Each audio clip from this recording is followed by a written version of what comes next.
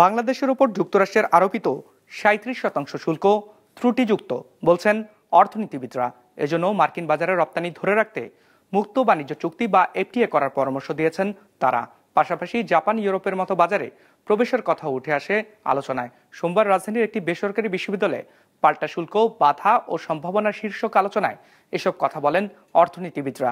২৫০টিরও বেশি design option নিয়ে Walton smart fridge, বোঝে আপনার প্রয়োজন।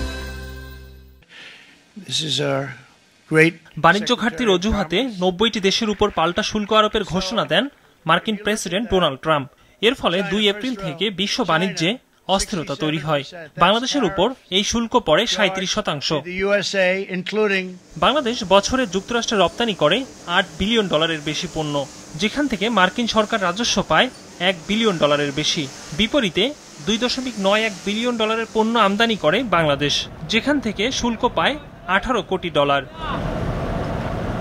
যুক্তরাষ্ট্রের পাল্টা শুল্ক কিভাবে মোকাবেলা করা যায় সে বিষয়ে আলোচনার আয়োজন করে নর্থ সাউথ বিশ্ববিদ্যালয়।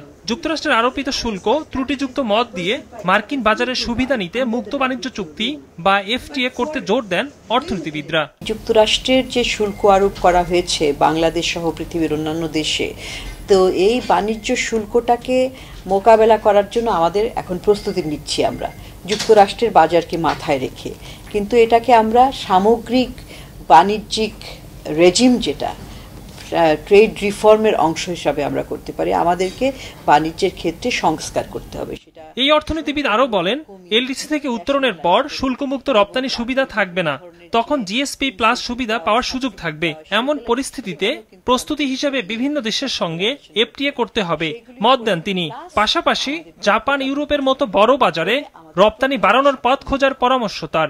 আমাদেরকে বাইল্যাটারাল ট্রেডের সাথে, অর্থাৎ আরেকটি দেশের সাথে দ্বিপাক্ষিক এবং বহুপাক্ষিক এই সমস্ত বাণিজ্য চুক্তির মধ্যে প্রবেশ করতে হবে।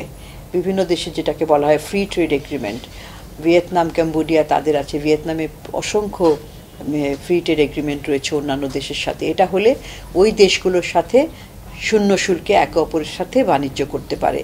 চীন যুক্তরাষ্ট্রের বাণিজ্য যুদ্ধে বাংলাদেশ লাভবান হলেও প্রতিযোগী দেশ ভিয়েতনাম, কম্বোডিয়ার মতো আঞ্চলিক বাজারে নজর দেওয়ার পরামর্শ দেন তিনি।